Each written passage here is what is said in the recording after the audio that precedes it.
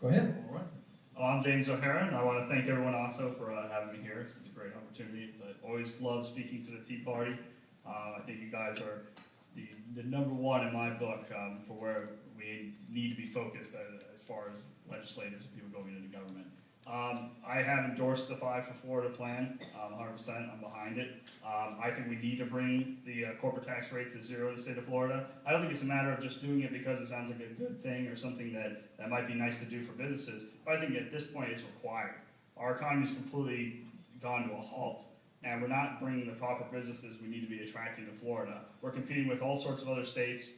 We're competing with states like Texas right now, where we're getting a lot of the major corporations are moved to them because their tax environment's a lot more pleasant than the tax environment here. And for years and years and years, we've been sitting back going, well, we have beaches and we have sun, and people are just going to come here anyway, no matter what they have to pay.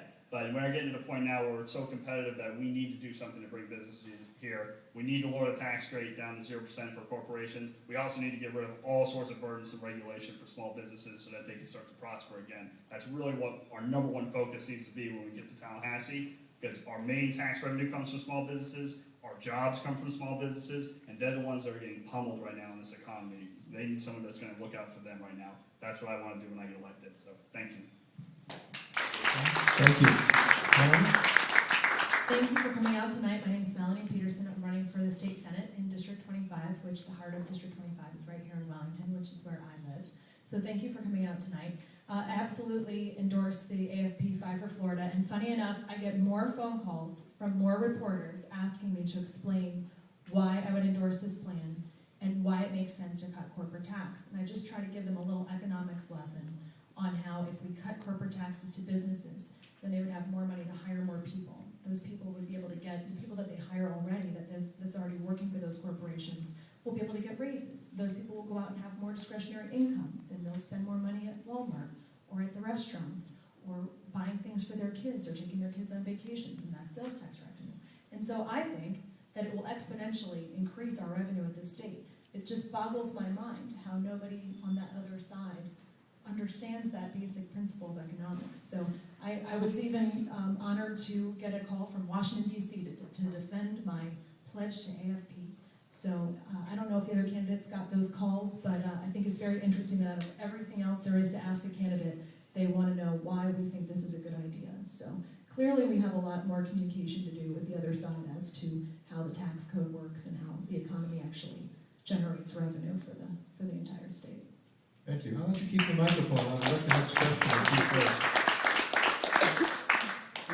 Candidates, the governor vetoed $143 million this year, in this year's $70 million budget of let me reread that. The governor vetoed $143 million in this year's $70 million budget of projects that he said did not benefit the state as a whole or weren't worth the money. They included a Bay of Pigs museum in Miami, the Florida Aquarium in Tampa, and other projects favored by local legislators. Would you support budget expenditures of this kind? No, absolutely not. In fact, I actually went through and looked through all those vetoes just to see what exactly was on the chopping block. And I was really happy to see that some of those things were on the chopping block.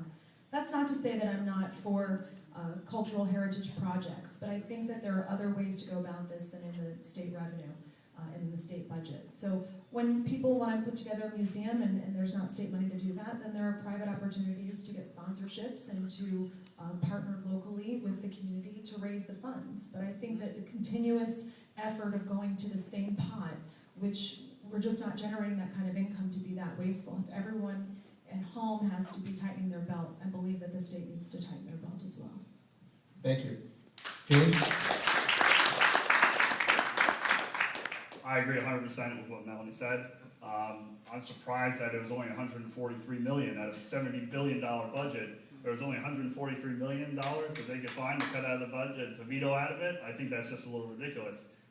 As far as the Bay of Pigs Museum, I think that's a great idea, but why is the state government having to shell out the money to pay for the Bay of Pigs Museum? I think they could raise money through other means, through donations, or any of those organizations, charities that could help them do that same thing. We're in crisis mode right now as a state. We have unemployment that's around 9%. We have people looking for work, losing their jobs, businesses that are suffering, and every ounce of what we do in our state budget needs to be called for and have an absolute reason why it needs to be done. $70 billion is a lot of money.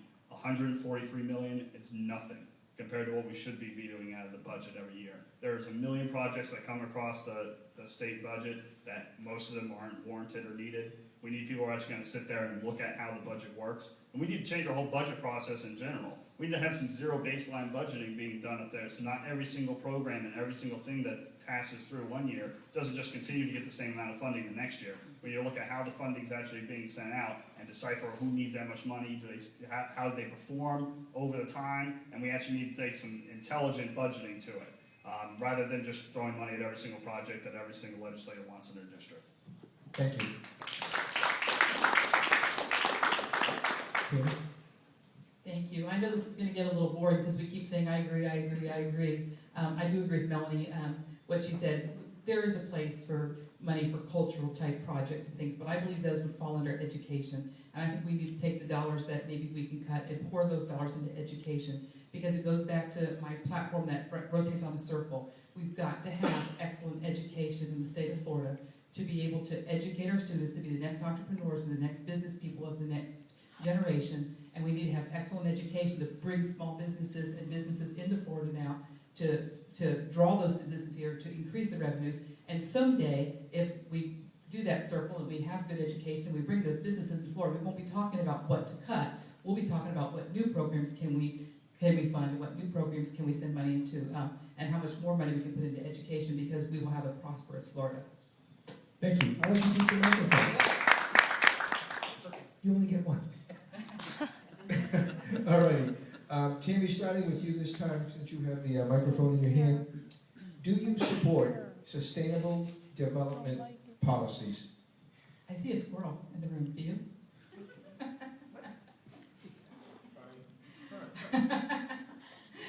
I'm losing it. Well, we talked about the table.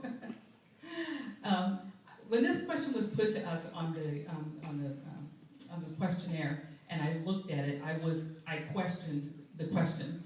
What specifically were you asking? So can you be a little more clear? Because for me, it kind of goes two ways. Are you specifically talking about local sustainable, or are you talking about something bigger, federal? Something bigger that affects us locally, things like Agenda 21 and how that might affect the state and things like that.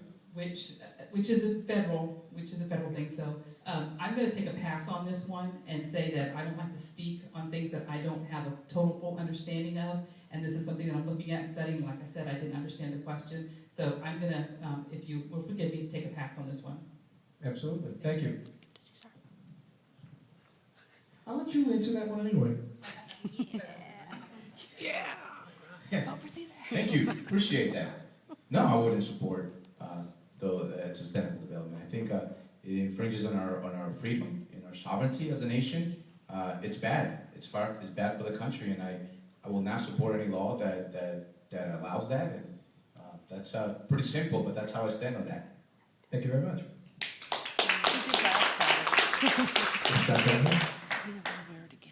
Well, I actually have a little bit of experience in this. I have a degree in geography and environmental resource analysis, and I went to FAU, which is a very liberal college, and they force feed sustainable development down your throat at these liberal colleges.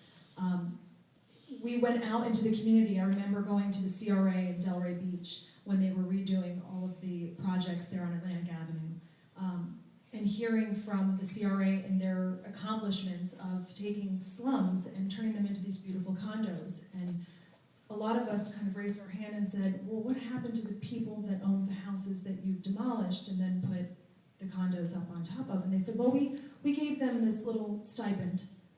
And a lot of those people were retired people. They had paid their mortgage. They were living on Social Security. Their mortgage, they couldn't afford to live anywhere else. They had paid their dues. They gave them $30,000 and said, have a nice life. And then they put up, $500,000 condos there. So I think that, when you have that kind of circumstance, when you're displacing people from their homes and you're not giving them a choice as to where they're going to live and what's going to happen in their future, I'm not really for the sustainable development. Now there's been recent information out as to the actual modus operandi for sustainable development as a whole in this country and their agenda on college campuses. I will say that there are some local successes for municipalities that choose this for themselves. I would not be in objection to a local municipality who puts this forth to their public and to their constituents, and they vote to have that, like Apacoa seems to be quite successful, and they seem to be happy with that. I don't believe that there's a blanket solution for everyone. Thank you. You know, before James answers, I just want to say that before he answers, about, I don't know, 6 months or so ago, that subject of Sustainable Development Agenda 21 came up in this group, but in the other room, and nobody even knew what it was, and it's really kind of cool. In fact, I made a comment that night that got a few chuckles. But anyway, James, go right ahead. It's good to see that people are starting to get on board with that. Yeah, definitely. I'm not a proponent for sustainable development whatsoever. I agree with what Melanie said. I think we got to watch out for any kind of development that infringes on anyone's property rights. Like the idea of paying people a stipend, $30,000 or something, and then tearing your house down to build some kind of high-end condo that used to be a slum. It doesn't seem like a very good trade-off to me for those people. I think it falls along the lines of eminent domain, and the government just taking over, doing something, violating your rights as a citizen to take your land to go into some little pet project that's supposed to bring great economic growth and great jobs and everything to the city or wherever the location they're trying to do it at. And almost every time they do it, it fails miserably and it never works out. Because I don't think the government's the one that should be making those decisions on what's sustainable development, what's not sustainable development. I think it's up to the citizens to decide whether they want to do something or not. And we have to watch out for anything that's shrouded or has an ulterior motive to it, where they try to paint something in a nice light by saying, oh, well, it's sustainable and it helps the environment, all sorts of things. And then in the end, it really isn't. It's just some way to expand some kind of agenda that the actual citizenry doesn't want. That's why they're hiding it. So I'm not for sustainable development at all. Thank you. Keep your mic